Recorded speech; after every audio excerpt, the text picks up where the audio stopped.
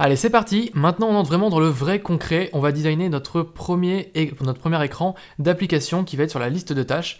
Donc, on avait réalisé notre wireframe, on avait globalement aperçu et entreaperçu le design de notre application. Maintenant, on va rentrer dans le concret et on va faire un vrai design de l'application. En tout cas, on va faire dans cette session la partie liste des tâches.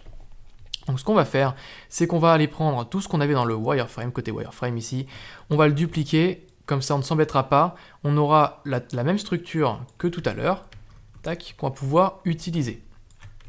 Donc ici on va renommer nos écrans, on va plus l'appeler wireframe, on va l'appeler design, et je vais enlever le tiret 1, hop, alors là je vais faire pareil pour mes autres plans de travail, tac, ici et ici. Très bien. Parfait, donc là j'ai bien renommé mes plans, alors je vais faire, on va suivre notre convention qu'on avait mise, avec le titre, hop, qu'on va placer au milieu, et là on va l'appeler par exemple, comment est-ce qu'on pourrait l'appeler, design de l'application ou design de l'application, design, ça suffira. Voilà, alors, hop, et là on est parti, on va réaliser le design de notre page de liste de tâches. Donc notre liste de tâches, ce qu'on va faire, alors j'ai déjà un peu pré-mâché le travail parce que je sais globalement comment je vais articuler le design. Je sais globalement maintenant avec mon wireframe comment va être affiché globalement les éléments. Maintenant ce qu'il faut c'est faire de la mise en forme. Donc de la mise en forme, moi je vais utiliser des couleurs parce que j'ai vraiment envie que les choses ressortent. Moi j'ai envie que mon bouton il reste foncé, je trouve sympa foncé. Donc pour ça je vais utiliser le dégradé qu'on avait mis juste avant. Le dégradé, pourquoi? Parce que je trouve que sur un bouton, ça donne très bien, et c'est très moderne, et vous allez voir que dans le style graphique que j'ai envie de représenter, le dégradé est quand même une très belle... c'est un bon moyen de faire un style sympa. Je vais créer un petit peu de bordure sur mon bouton. Voilà. Hop, ça me semble pas mal. Et maintenant, on va designer la liste des éléments qui descendent, parce que là, c'est pas très très joli comme ça. Donc ce que je vais faire, c'est que je vais supprimer ça, et globalement, je sais comment ça va fonctionner. Alors je sais que j'aurai un rectangle, ici, hop, celui-ci aura une couleur de fond, alors moi j'ai envie de mettre la couleur de fond ici qu'on avait vu, enfin en tout cas le dégradé, cependant le dégradé vertical je trouve pas forcément très bien, c'est pour ça que je vais aller ici et je vais aller modifier donc l'orientation du dégradé, donc je clique sur mon dégradé, et là ici j'ai donc deux petits curseurs que je vais pouvoir modifier, le départ et l'arrivée de mon dégradé, que je vais mettre comme ceci. Parfait. Et donc pour être cohérent dans mon design, là j'ai mis une petite bordure de 12 pixels, un peu plus, on va mettre 15. Tac. Tac, bah là on va mettre 15 aussi pour que ce soit cohérent. Tac. Voilà, là ça me semble pas mal. Alors on va bien sûr leur mettre la même largeur pour que ce soit cohérent encore une fois. Parfait. Ça me semble pas trop mal. Maintenant on va mettre une petite description. Et ensuite... Alors, on va mettre une petite description, on va mettre des tâches en anglais, par exemple, kids to school, donc emmener les enfants à l'école. On aligne notre texte à gauche et on va mettre une couleur blanche, tac, ici. Alors là, le texte est beaucoup trop gros, on va mettre à 17 pixels, ça me semble pas mal. Ouais, ça me semble pas mal. On va le décaler un petit peu. Laissez de l'espace, bien sûr, dans votre design, c'est très important. Là, je laisse de l'espace en haut, je laisse de l'espace à gauche. En général, lorsque vous faites des éléments comme ça, vous pouvez laisser plus d'espace en largeur qu'en hauteur, parce que si vous faites l'inverse, c'est pas très très très joli. Donc je vous conseille de laisser comme ça. Ok, donc là on n'est pas trop mal. Ça me semble pas mal, ouais c'est sympa. Alors je vais juste augmenter la largeur de mes deux éléments. Tac, pour qu'ils prennent un peu plus de largeur. Très bien. Ok, là ça me va. Alors je vais vous montrer une petite technique qui est très sympa pour faire un style assez moderne. Vous pouvez prendre le fond de votre élément, donc CTRL-C, CTRL-V pour le dupliquer. Là vous avez votre élément. Et là vous allez cliquer sur flou d'arrière-plan et vous allez mettre en flou d'objet. Donc là ça va faire un flou de l'objet naturellement. Et vous allez pouvoir ensuite diminuer un petit peu l'opacité. Et pourquoi pas la taille aussi de l'élément. Alors moi je vais modifier généralement pour avoir à peu près 70% de l'élément. Je vais diminuer la taille. Hop. Et l'intensité aussi on va le diminuer un petit peu. Tac. Et ensuite cet élément là je vais le placer dessous mon design, enfin dessous mon fond. Tac, donc c'est pour ça qu'il faut que je regarde dans mes calques. Je vais le placer dessous. Et là ça fait un petit effet assez sympa au niveau de la couleur que je trouve très très original. Alors là c'est un petit peu trop intense, on va le diminuer un petit peu, on va le remonter un poil et on va l'élargir un petit peu encore. Voilà, alors là c'est vraiment une question de goût, c'est vous qui choisissez. Moi je trouve que c'est un style qui est très particulier, que j'aime beaucoup, donc c'est pour ça que je me permets de le mettre. Donc là c'était notre élément, alors je vais l'augmenter un petit peu en hauteur, très légèrement, tac. Voilà. Après, bien sûr, ce sera à vous de jouer sur les détails. Là, mon élément, il est pas mal. Là, je vais pouvoir le mettre dans un groupe pour le dupliquer. Et au lieu de le dupliquer, faire CTRL-C, CTRL-V, on va utiliser, comme tout à l'heure, la grille de répétition, qui est très intéressante. Donc, on fait ça. On va relever un petit peu le niveau. Hop. On peut la mettre jusqu'à là. C'est bien, jusqu'ici. Tac. Et maintenant, dans notre grille de répétition, pour éditer ensuite nos différents textes, on peut faire clic droit et ce sera dissocier la grille. Voilà. Là, on dissocie la grille, donc ça nous permet d'avoir nos différents éléments coupés en fait. On les a juste dupliqués grâce à la grille de répétition. Maintenant, je vais pouvoir éditer mon texte. Alors là, je vais le changer en mettant par exemple call electrician.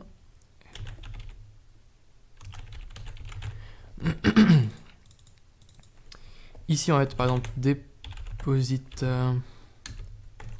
check to the bank. Et après, on verra aussi un petit truc sympa qu'on pourra rajouter. Hop, et on va faire par exemple clean garage. Voilà, là c'est pas mal. Là on est sur quelque chose qui est assez sympa. On va utiliser une petite astuce que nous on avait déjà utilisée précédemment avec ce calque-là. Hop, je vais le dupliquer, je vais le mettre ici. Alors là je ne le retrouve pas dedans. Tac, je vais le dupliquer, je vais l'enlever, je vais le mettre ici. Alors je fais une mauvaise manipulation. Tac, on va revenir en arrière. Voilà. Tac. Alors je vais prendre mon calque ici. Tac, je le duplique. Parfait. Donc ça on va le réutiliser juste après. Là je vois que ça n'a pas pris mon changement, alors je vais le changer. On va mettre clean garage. Ok. Maintenant cet élément là, on va venir masquer notre bank.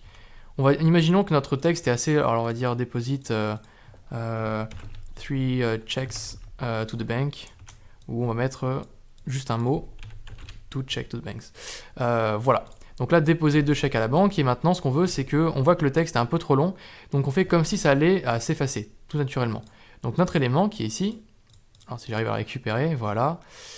Voilà, on va faire la même méthode qu'on avait faite la dernière fois, ici. Au niveau du fond, on va prendre une couleur tac, qui se rapproche de notre fond. Ici, une couleur, alors on va dire que nous, on va s'arrêter vers le tout à peu près. Et ici, au niveau de la couleur, on va prendre une couleur vers le tout. Donc ce sera cette couleur-là. Et bien sûr, il faut modifier l'opacité. Voilà. Et là, ça permet de faire un petit effet de disparition au niveau du texte. Donc là, c'est pas mal, ça fait un petit effet bien sympa. On peut bien sûr jouer sur l'opacité pour enlever l'intensité de notre élément, même si ça me semble pas mal à 100%. 100%, c'est très bien. Voilà. Et là, comme ça, on a une petite tache qui disparaît. Alors là, ça me paraît un petit peu trop près. On va venir l'allonger ici. Donc ce qu'on va faire, c'est que, en fait, ma couleur, je vais venir l'allonger. Mon début de couleur, on va venir le mettre là. Tac. Voilà, comme ça respecte bien la même largeur ici et ici. Voilà, donc là, ça me semble pas trop mal, on est bien. Au niveau des tâches, ici, au niveau du titre, au niveau du plus, moi, ce que j'ai envie de faire, c'est de l'enlever, le fond. Je trouve pas très joli. Donc on va venir supprimer cet élément-là. On va laisser le plus, et le plus, par contre, il est pas très joli. On va lui mettre... quoi? Pour les rectangles, on va les mettre un peu plus arrondis. Voilà. J'ai trouvé ça un peu plus sympa. Et on va venir peut-être agrandir un petit peu notre élément. Tac. Alors on va l'agrandir, mais par contre, toujours on va garder cet arrondi.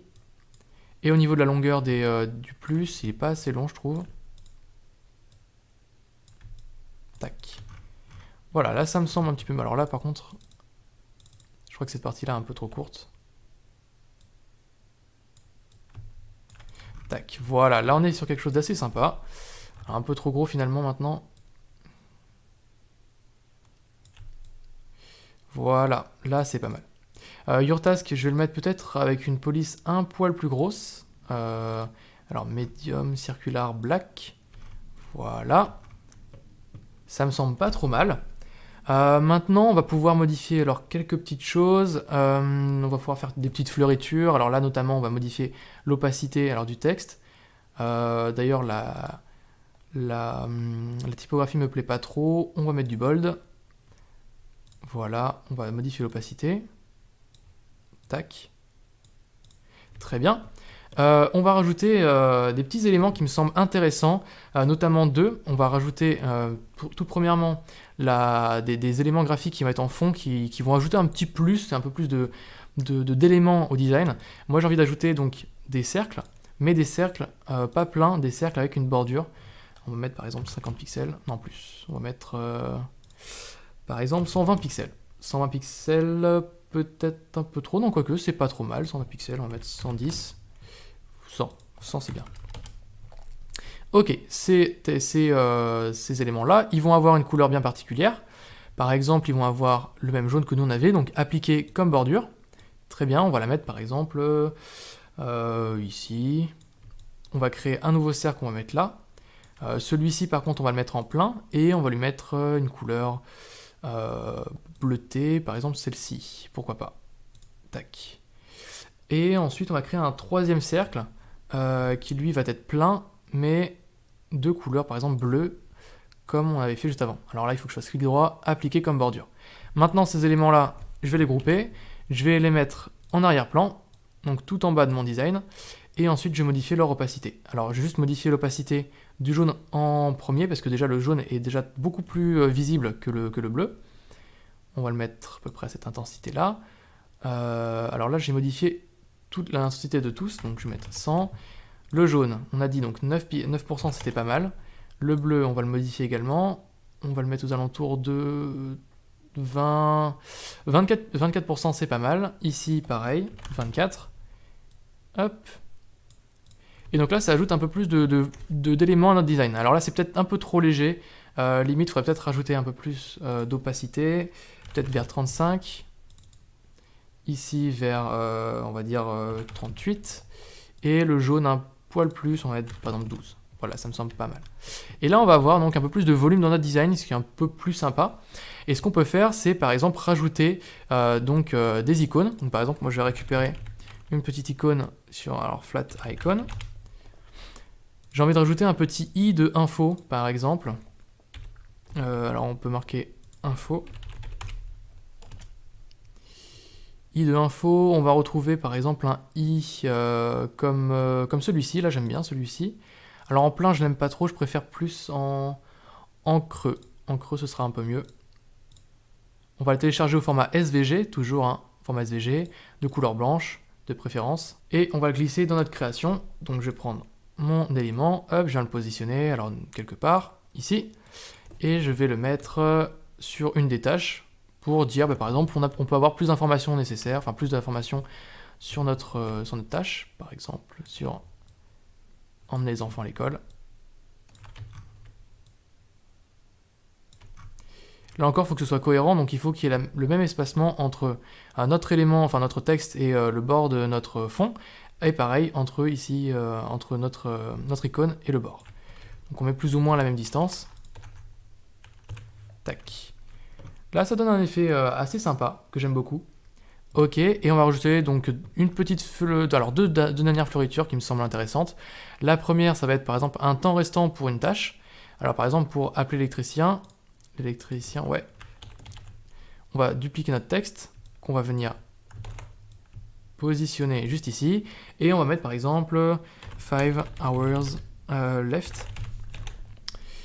Voilà, on va diminuer la taille du texte, on va le mettre en 14 pixels, et on va diminuer l'opacité pour dire que ça c'est une information qui est plus secondaire. Voilà. Et on le positionne encore une fois ici. Pas mal.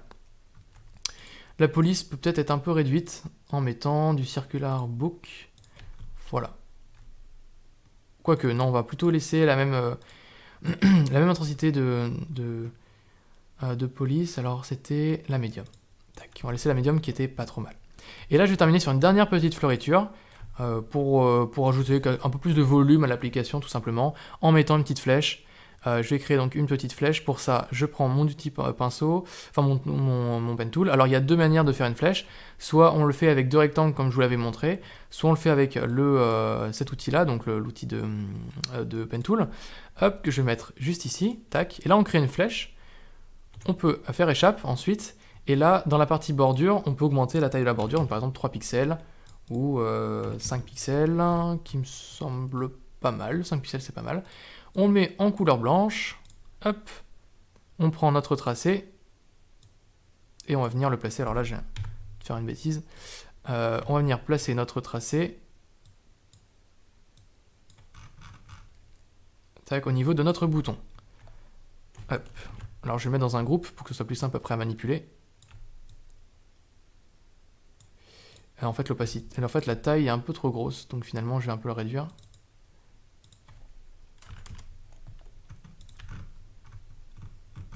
Ouais, un peu trop gros encore.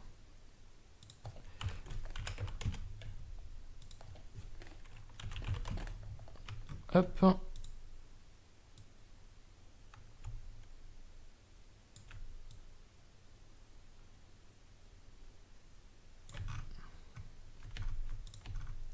Là, c'est pas trop mal. Juste notre texte, on va venir le positionner un peu plus sur la gauche. Notre icône juste ici. Tac. Pour qu'on ait plus ou moins la même distance, encore une fois, entre la gauche et la droite. Et là, on a une plutôt belle, un plutôt beau design, je trouve. On pourra rajouter une dernière chose, mais ça sera à la fin, je vous montrerai après avec les sessions, pour embellir votre application. Mais là, déjà, on est sur quelque chose d'assez sympa, avec un style graphique qui est déjà vachement différent de ce qu'on avait déjà pu faire dans le wireframe.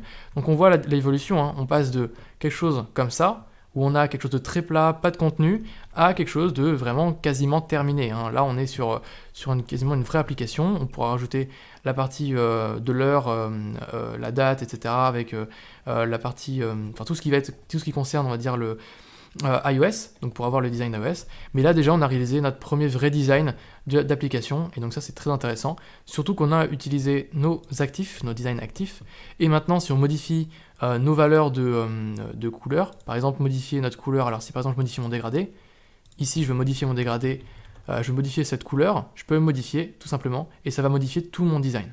Donc ça, c'est vraiment très très pratique, et donc c'est pour ça que je recommande vraiment de l'utiliser.